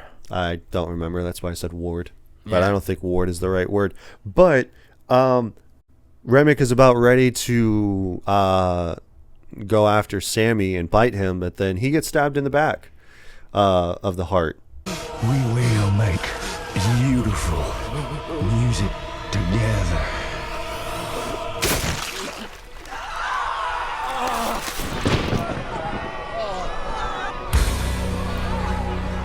So from Smoke, because Smoke comes back, and he so then sunlight comes, and so they all start burning, and I love that they're all like that they're both huddled together and like they're shaking and stuff because like they're like, oh, anything that we do to them, like nothing's gonna happen essentially. And they had the sunlight, and so they're all burning, turning to ash and stuff, and then he turns into like a big fireball and starts yelling, and then especially where it's like starts spiraling up. Yeah, I'm like, that was really cool. That's a really cool effect.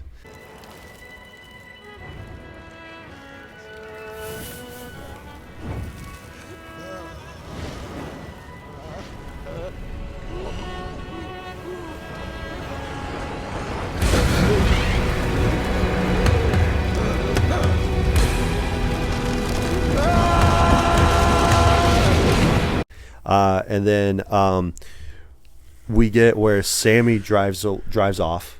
But before that, they have a conversation because they get their trunk out of the back of the truck, which would have been helpful if they had that. Yeah, because they mentioned that too, and he goes, "Damn it, we should have brought the trunk." Him and because like Smoke and Stack, they talk about the trunk has their military equipment in it. Yeah, their guns and stuff, and so they go like, "Well, it's outside."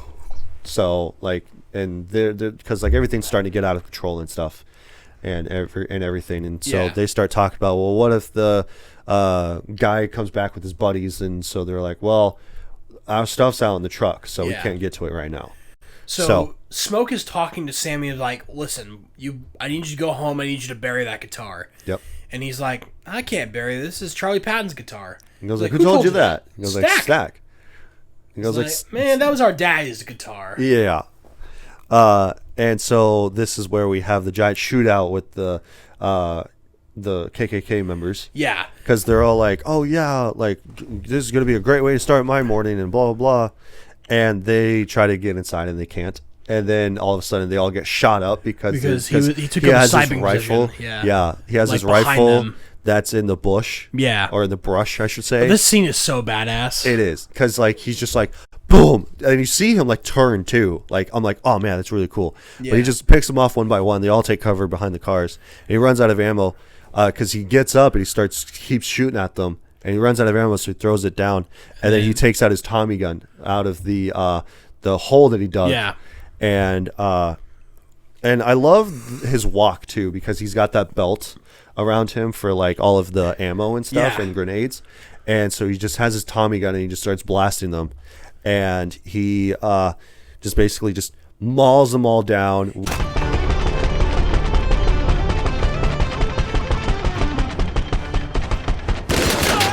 He does get shot, though. Yeah, well, I was going to get to that because some of them climb into a truck and they're shooting at him, and so he gets stuck in the side. And he is hiding behind a truck. He unpins a grenade, throws it in there, and so then they're shooting at him, and then he gets shot. And then the truck and then blows he's up. like shooting at them too, so that way whatever. Make sure they can't get away. Yeah, and then they blow up. Yeah. And so like the main guy that they bought not the plantation, but bought the mill from, is shot, but he's not dead yet. And he comes walking up, and he's about ready to shoot him, but then he ends up falling because of blood loss. He asks for a cigarette. Yeah, he goes like, "Do you have a cigarette?" And he goes, "No, fuck you." And so he just gives it to him anyway. Yeah. And then, because he tries to roll up a cigarette and he can't. Like before this whole thing happens, he tries to roll up a cigarette. He can't roll up the cigarette because like his nerves are all shot. He's thinking about everything that just happened. Yeah, because it goes back to the first part of the movie with him and his brother and all this bunch of stuff throughout the course of the movie.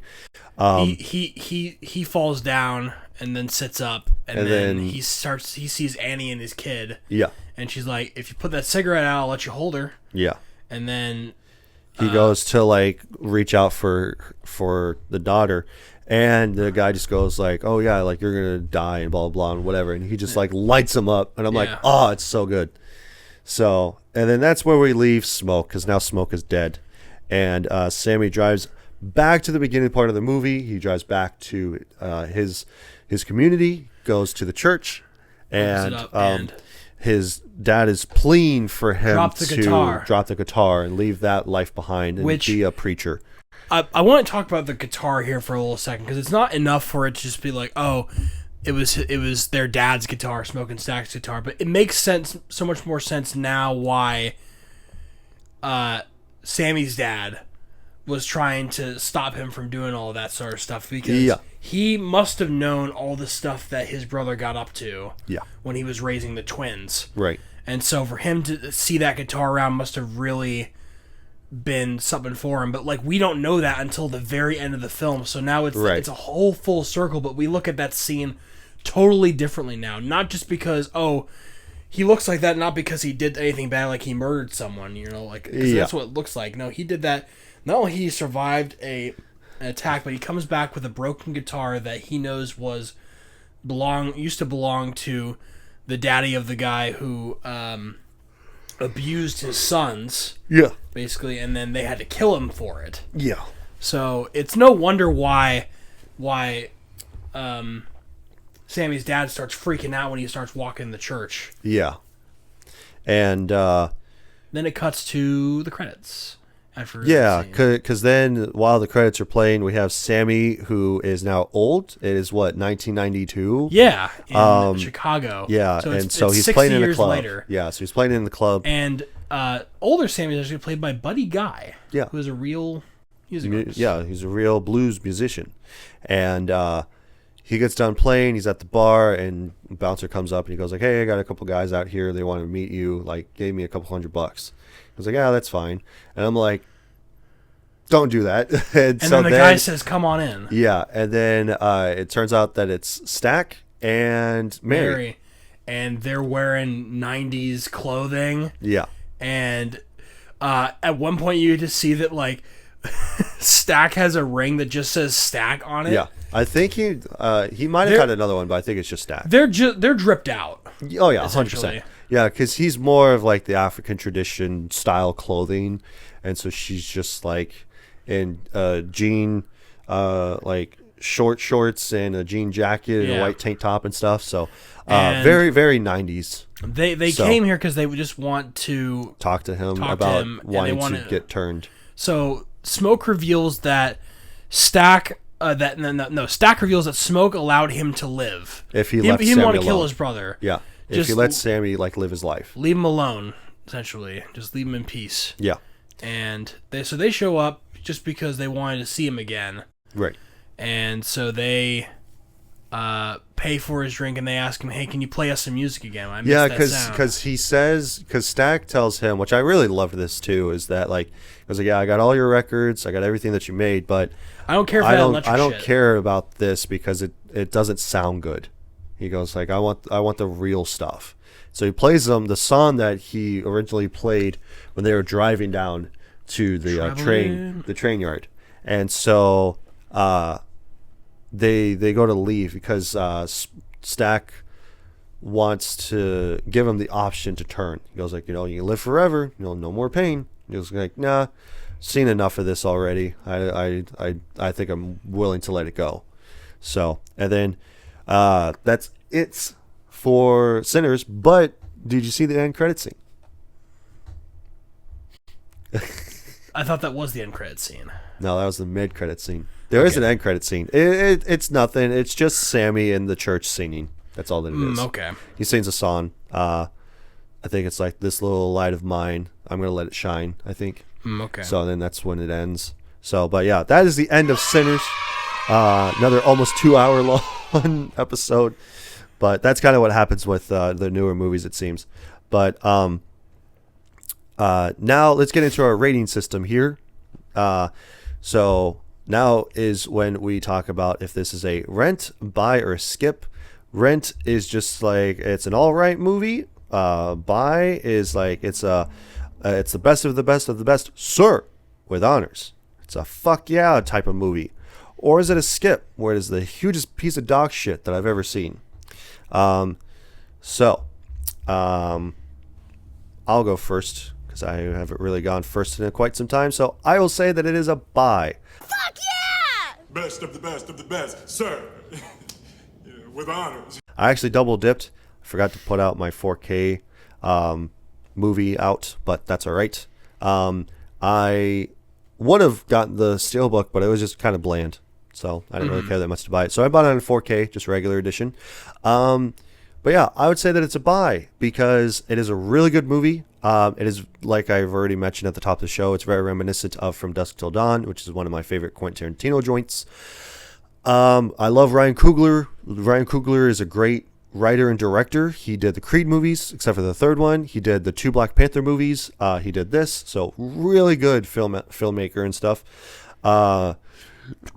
Really good vampire horror movie. The makeup and the cinematography is great and astounding. The characters are really good. Acting's really good as well. So like, it's just all around a great movie. And if you haven't checked it out, I would definitely recommend seeing it. So for those of you that skip ahead. So, but what do you have to say, Jack? I think it's a buy as well. Fuck yeah! Best of the best, sir. With honors. That sweet. Yeah, it's just really. I love that. Specifically, this movie is a buy because there's so many things in this film that if you do them just a little bit, like with a little bit less effort, the movie is not as good. It becomes really corny and really cheap. Something has a little bit of slack, and now everything kind of just. But they falls. they nail every single thing that they were trying to do in the film, in terms of like the vampire aesthetic, but also. Putting in a bunch of black Southern culture into this film. Yes, they did their research when it comes to historical significance of the time period. But if you even messed up a little bit of things with the plot, I feel like this movie is not as good. Yeah. Despite maybe the character performances, which are really good. Again, if you they really hammered home the details is what I'm trying to say. Yes, 100%. And because they put so much work into that, it comes together as a really well put together film. And there's not that many things that you think like, wait, what about this? There's not really unanswered questions besides like, okay, what are Stack and Mary gonna do now? Right. The other thing that I had a question of was like, what do they do in Chicago? Which there might be like a prequel. Well, as far as I'm aware, I haven't heard anything about that, but I would have liked to see some a little bit of them doing stuff in Chicago. That's about it. So, because this movie's over 2 hours long, so yeah, I just like this movie has a lot of elements in them that I find that if they just did something like a little bit worse, then it wouldn't be as good as it is. But for me, it's definitely a buy because I've already watched it 2 times. Yeah, this is my second time watching it. I was going to watch it a third time this morning, but I ended up sleeping in a little bit later. So.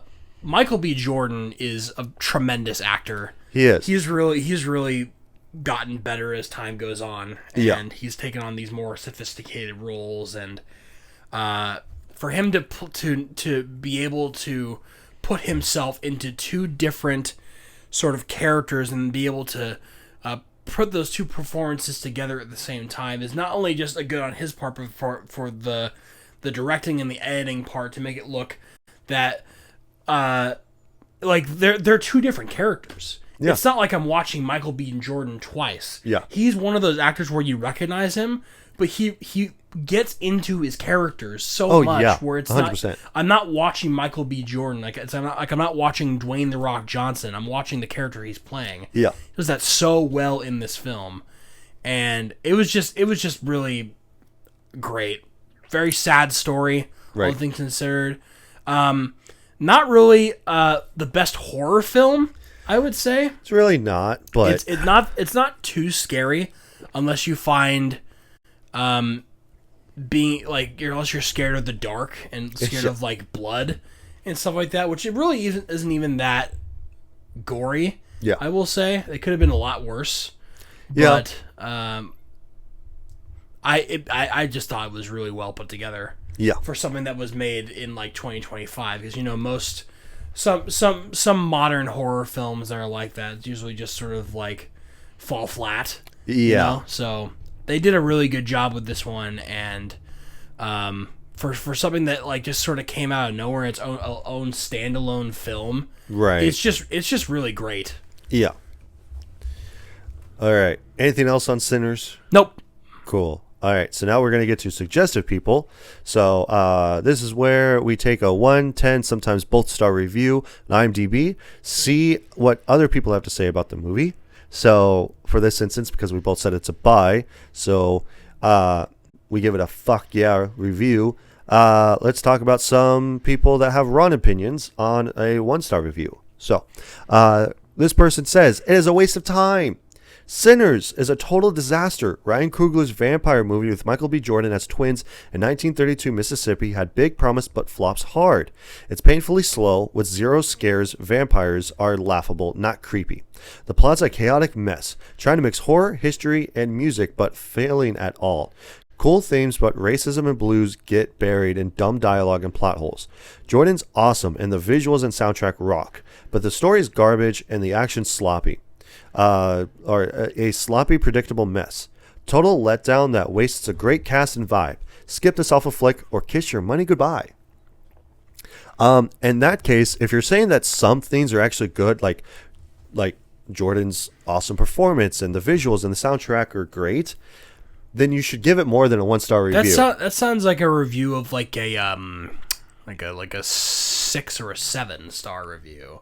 Well, even for that, like they didn't like the story, they didn't like a bunch of other stuff, but like in that case, then you should be a middle of the road person of giving it 5 stars.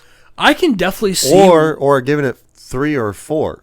I can definitely see where people could say that like the plot is kind of dumb, that it's like vampires, but it's in the South and the Great Depression, right? And it's like that side, it kind of seems all mashed together, but somehow it works when you watch the film. But if you just go off a premise alone, if people told you that Sinners was a vampire movie, they'd be like, "Oh man, that sounds kind of gimmicky," right? You know? Like, how good can that be, right? I think if you were told beforehand that there were vampires in this movie, I didn't know there were vampires in this movie, right?